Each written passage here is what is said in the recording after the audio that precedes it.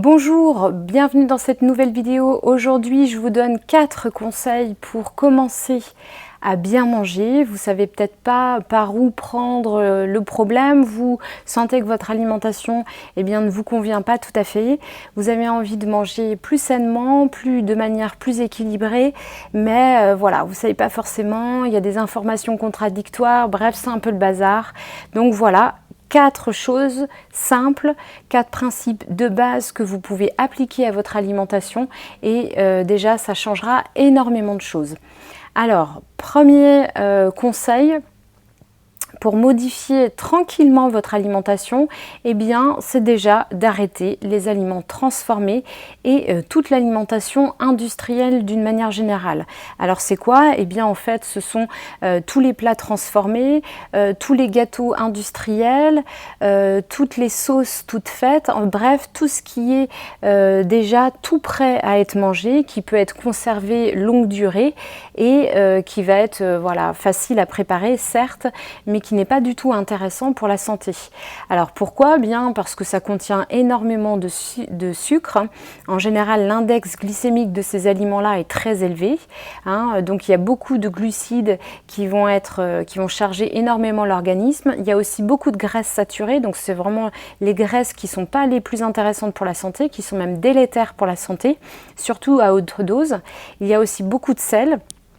Des exhausteurs de goût, il y a aussi des additifs, bien sûr des pesticides, en général c'est pas bio, et tout ça, ça fait un petit cocktail Molotov qui va être déjà très dur à digérer, qui va charger énormément l'organisme et qui va pas forcément amener beaucoup d'éléments nutritifs. Or on mange pour se nourrir, pour amener des nutriments qui vont permettre à notre corps de bien fonctionner. Donc en fait, manger souvent des aliments transformés, des aliments industriels, ça va provoquer beaucoup de fatigue parce que je vous le disais, c'est pauvre en nutriments, mais aussi parce que l'index glycémique est très élevé, donc il y a une fatigue quelques heures après l'ingestion de ces aliments. On a besoin encore de plus de sucre pour retrouver un petit coup de pouce. La faim, elle revient très rapidement, sont en général des aliments qui sont pauvres en fibres, qui sont pauvres en nutriments, je vous le disais, donc très rapidement on va avoir faim encore après, donc ça va pousser aussi à consommer beaucoup d'alimentation au cours de la journée, peut-être même grignoter. Et bien sûr, il y a un côté aussi très addictif qui va être très délétère et qui va être difficile à déjouer en fait. Donc on va favoriser plutôt les aliments qui sont bruts et que vous allez transformer vous-même. Alors tout simplement les fruits, les légumes, les céréales en grains, le riz, le sarrasin, le quinoa, tout ce que le millet même que vous allez cuire vous-même et que vous allez pouvoir préparer en salade ou en accompagnement de votre plat.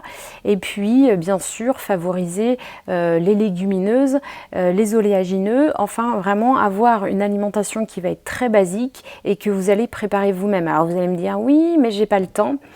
Oui, mais il faut prendre le temps pour pouvoir bien manger. Voilà, il n'y a pas de j'ai pas le temps, je suis désolée, mais pour pouvoir manger correctement, sainement, de manière équilibrée et pour que ça booste votre santé, il faut y passer un peu de temps. Le deuxième conseil, pour vous y mettre en fait, pour avoir une alimentation plus équilibré, pour commencer à bien manger, ça va être de manger moins de féculents. Parce que malheureusement, je le vois souvent, il y a beaucoup de féculents, très peu de fruits et très peu de légumes. Et ça va pas du tout dans le sens de la santé. Alors les féculents, c'est quoi? Ce sont par exemple des céréales comme du riz, du sarrasin, du quinoa, du blé, de l'épeautre, etc. Des légumineuses, des lentilles, des haricots blancs, des haricots rouges, des pois chiches, ou même des farineux, de la patate, pommes de terre, patates douces, toutes les courges. En gros, on appelle ça des féculents parce que ils contiennent un nombre important ou un pourcentage important d'amidon, l'amidon qui va être transformé en glucides, et donc l'index glycémique est de toute façon de moyen à élevé. Alors bien sûr, c'est important d'en manger, mais pas trop. Si vous en mangez trop, il y aura aussi de la fatigue, parce qu'il y aura peut-être une hypoglycémie réactive après 1 heure, 2 heures après avoir ingéré ingérer cette grosse quantité de féculents. Il peut y avoir des troubles cutanés, de l'acné notamment, ou même des réactions comme du psoriasis ou de l'eczéma, parce qu'il y a trop de féculents et notamment trop de blé. Il peut y avoir des carences en nutriments. Si on mange que ça, surtout du riz blanc ou des pâtes blanches, les vitamines vont être assez absentes, les minéraux aussi, les fibres bien entendu. Et il peut y avoir bien sûr des désordres digestifs, moi-même des intolérances alimentaires. Alors, on peut en consommer, je vous le disais, mais de qualité, biologique de préférence, complet ou semi-complet, du riz complet ou semi-complet, des pâtes ou de la semoule semi-complète ou complète, voilà, du pain, T80 au levain, ce genre de choses. Et on va vraiment garder sur une proportion d'un quart maximum de l'assiette. Je vous l'ai dit, la moitié de l'assiette doit être composée de fruits et de légumes essentiellement. Voilà, le troisième conseil pour bien commencer sur une alimentation saine, ça va être d'arrêter tout ce qui va être grignotage. Donc le sucre, que ce soit sous forme de boisson, tous les sodas, les sirops et également les jus, même si c'est des jus entiers de fruits, c'est bien trop sucré. Donc on va vraiment arrêter au maximum cette consommation sucrée et garder le sucre qui va être présent dans les fruits, les pommes, les fraises, les kiwis, voilà, tout ce que vous allez pouvoir croquer en vrai, pas sous forme de jus que vous mangez directement comme ça, sous forme d'aliments bruts, pas transformés. Et puis, on vous arrête. Il est important d'arrêter quand même tous les grignotages, je vous l'ai dit, les petits gâteaux, les viennoiseries, les bonbons, de rajouter du sucre dans le café, dans le thé, ça aussi c'est très important parce que malheureusement ça fait monter la glycémie, ça fait jouer le yo-yo avec le pancréas, donc ça c'est aussi important, ça peut être source de syndrome métabolique ou de diabète à terme ou de maladie cardiovasculaire, ça fait prendre du poids. Et puis ça fatigue énormément. La peau aussi peut être très abîmée. Pour les femmes qui ont un syndrome des ovaires polykystiques ou un syndrome prémenstruel, ça peut être aggravant, notamment au niveau de l'acné. Voilà, le sucre, c'est vraiment à éviter à tout point de vue. On essaie de garder des touches sucrées, je vous l'ai dit, sous forme de fruits. Et pourquoi pas d'y associer des amandes ou des noisettes pour faire baisser un petit peu l'index glycémique. Et puis, quatrième conseil pour bien commencer sur une bonne alimentation, ça va être d'arrêter de manger trop rapidement. C'est important de bien mastiquer, ça je vous le disais dans d'autres vidéos. Mastiquer parce que ça va permettre de contrôler un peu la quantité d'aliments que vous allez ingérer. Donc, au lieu de manger outre mesure, vous allez manger juste ce qu'il vous faut.